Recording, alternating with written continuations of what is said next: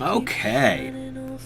So, I was hoping that we would have a new graphic for when we do reviews, but we don't have it done quite yet. So we're going to do our review here same way that we always do, normal style. I'm going to address that ending was anticlimactic. I think it ended perfectly, Jack. But we'll do the review same way that we always do. Keep in mind that for me personally, graphics score very, very low. I don't care about graphical fidelity, that whole sort of thing, but we will start with graphics. Graphically, for this game being, I think it's 2014, I think. It's a couple years old at this point. Graphically, game's good. It looks nice. Character models look solid. There's a weird... it's around that time when human models were starting to look waxy. So the character models do have that waxy look about them, but it's not overblown like it is in a lot of games. My biggest issue graphically with the game is there's so much texture pop when you're looking around corners. It's very jarring. Like you go to pop around a corner and you can literally see a door load in as you look around the corner. That's very jarring. It's very disorienting. But outside of that, graphically the game looks solid. I would say, you know, trying to... I have to take into account the fact that the game is 3 years old at this point. So I would say for its time graphically, the game probably 8, 8.5. By today's standards, this is slightly lower, maybe 7 graphically. But yeah, I think saying an 8 is fair. It's pretty standard fare for a shooter. Lots of, you know, duck and cover, running through corridors, knifing guys, that whole sort of thing. Gameplay, nothing really, nothing really groundbreaking. It's hard for me to say, well, you know, in 2014, how would the gameplay have stood up, because I can't, you know, do that. Oblivion Play-Doh faces, those were great back in the day, Daryl. But gameplay, it's pretty standard fare.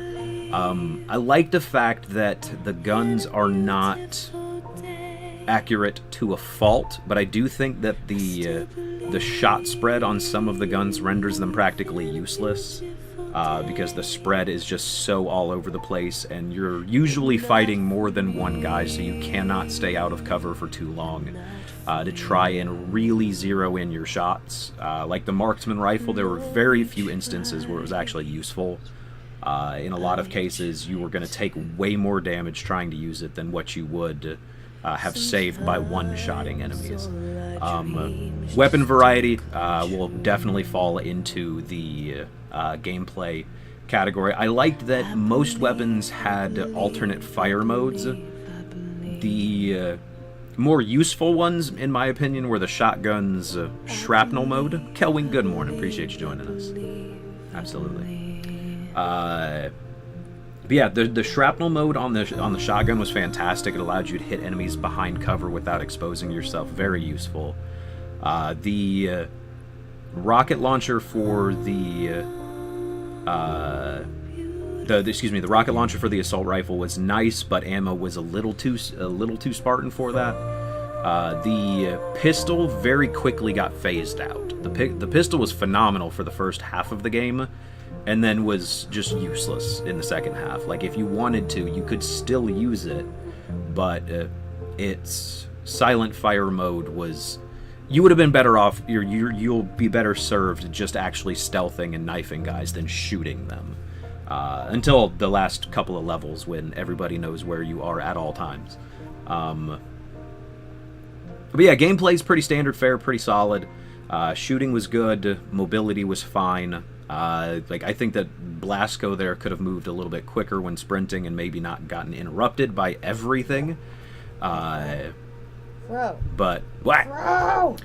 Richard the Warlock, thank you very much for the $1 tip. Says, don't you just hate it when you're driving along your local park and you hit the speed bumps too fast and spill your coffee everywhere, but then you remember there aren't any speed bumps there? That would kind of suck, but thank you very much for the $1 tip. I appreciate that. Absolutely do.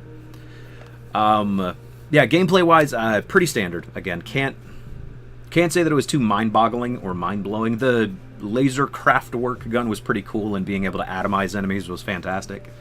So I'd give it slightly above average. It tried, but it didn't really do anything phenomenal. So slightly above average. We'll give it a 7.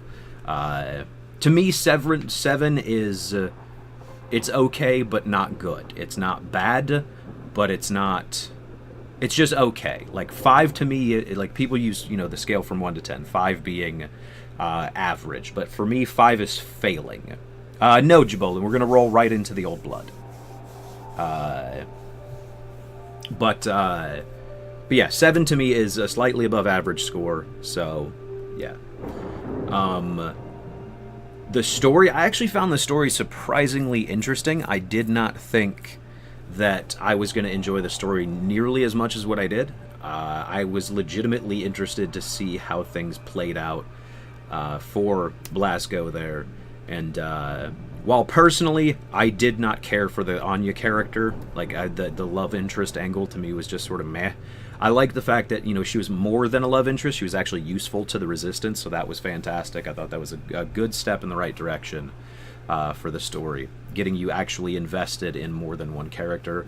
Max Haas is a boss, and I'm sorry that, you know, things happened badly for Max. But did you find any of the secret levels? The Nightmare one in the home base, Lorcaine, but that was it.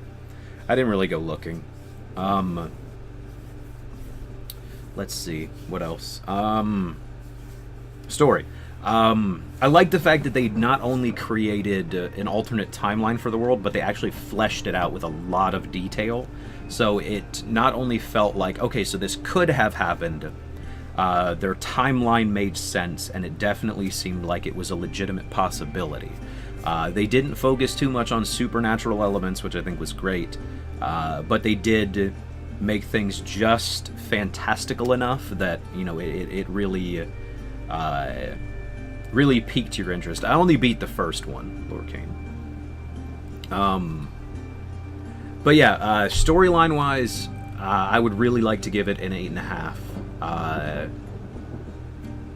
But the presentation was just... It was a little jarring the way that it transitioned from scene to scene. Like, it seemed like certain scenes didn't really line up with the narrative. The gratuitous sex scenes were just I mean, they're entertaining, but come on. But no, I think it's a great new installment for Wolfenstein. I understand it's 3 years old at this point, but great new installment for Wolfenstein, and I'm genuinely interested to see what the Old Blood has to offer, and potentially the new Colossus. We'll definitely see what happens there. Let's see, we covered graphics, we covered gameplay, we covered story. Any other categories you think that I should cover before I render a final verdict on the game? I am going to talk about the final boss fight. That final boss fight was terrible. It was awful. There was no indication that what you were doing was working. There was no way that you could manipulate the level to suit what you wanted to do. The boss had the ability to not only A, see through walls, but B, shoot around walls and shoot through walls. He always knew where you were. There was no way to break line of sight with the boss and get out of his line of sight to sort of give yourself a reprieve. And if you're going to make a... he looked more on fire the more damage he took. Yes, I know Commander Faceless, but there was no representation of that in the game outside of he was more on fire. That could have been the fact that he was walking through the fire. It could be that he was taking damage. The game gave you no way of knowing. But yeah, pretty terrible final boss fight. Does not rank highly at all. And I personally have to say that it does hurt the game a little bit. Because the boss fight is just arduous, if that makes any sense. But yeah, is there anything, like I said, anything you guys think that I should cover that I haven't, to maybe flesh out the review of this game just a little bit more, and I do need to mark what time it is so that I can upload this to YouTube. Because I am genuinely going to start trying to upload game reviews to YouTube. That way, if you weren't around for the review, you can see you know, the review in its entirety. I feel like I've left... Oh, sound design. I always forget sound design. Sound design. The last couple of levels, I think the sound design was really good. I liked the score. I enjoyed the fact that it was heavy. It, you know, gave you that feeling of there being pressure, of there being urgency, and that sort of thing.